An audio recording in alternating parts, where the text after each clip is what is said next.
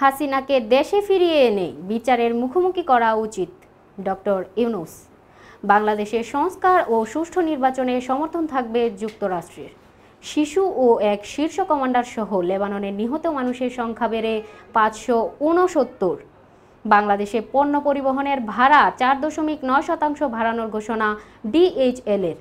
বিশ্বকাপ খেলতে দেশ ছেড়েছে বাংলাদেশ নারী ক্রিকেট দল। আসসালামু আলাইকুম। মাস্টার মিডিয়া টিভির দুপুরের সংবাদে আপনাদের স্বাগত জানাচ্ছি। আমি রিজওয়ানা বন্যা। এতক্ষণ শুনছিলেন সংবাদ শিরোনাম, এবারে যাচ্ছি পুরো খবরে।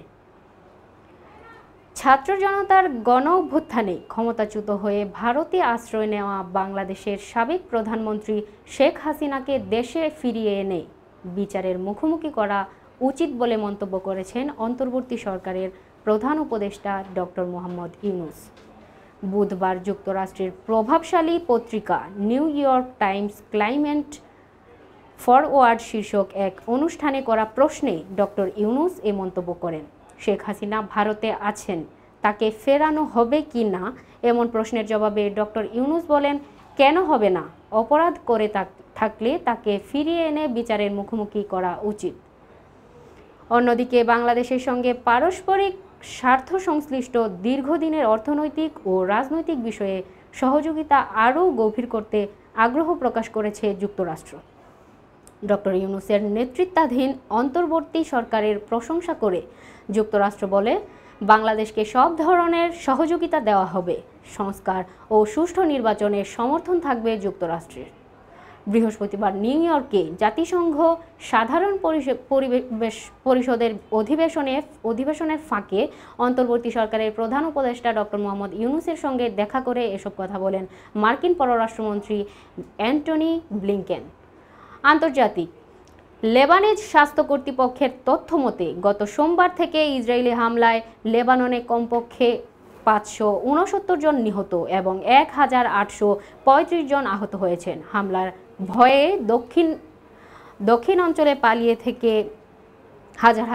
গেছে হাজার হাজার মানুষ। এবারের হামলায় হিজবুল্লাহর শীর্ষস্থানীয় কমান্ডার ইব্রাহিম মোহাম্মদ কুবাইসি নিহত হয়েছেন বলে জানা যায়। বৈরুতের দক্ষিণে গোবেইরি শহরতলিতে এক বিমান হামলায় কুবাইসিকে হত্যা করা হয়েছে বলে দাবি জানায় ইসরায়েলি সামরিক বাহিনী। অর্থ বাণিজ্য বিশ্বের শীর্ষস্থানীয় express service provider DHL express Bangladesh পণ্য পরিবহনের বার্ষিক ভাড়া বাড়িয়েছে 4.9%। Welcome to DHL E-commerce Solutions Distribution Center in Avenel, New Jersey. মূলত মার্কিন ডলারের বিপরীতে দেশীয় টাকার দাম কমে যাওয়া ও মূল্যস্ফীতি সহ বিভিন্ন ক্রমাগত খরচ বেড়ে যাওয়ার পরিপ্রেক্ষিতে পণ্য পরিবহনের ভাড়া বাড়িয়েছে বলে বৃহস্পতিবার এক সংবাদ বিজ্ঞপ্তিতে এ তথ্য জানিয়েছে তারা। খেলার খবর, ক্রিকেট।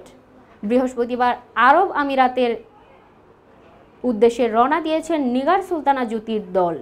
এবারের বিশ্বকাপের বি গ্রুপে খেলবে টাইগার্সরা।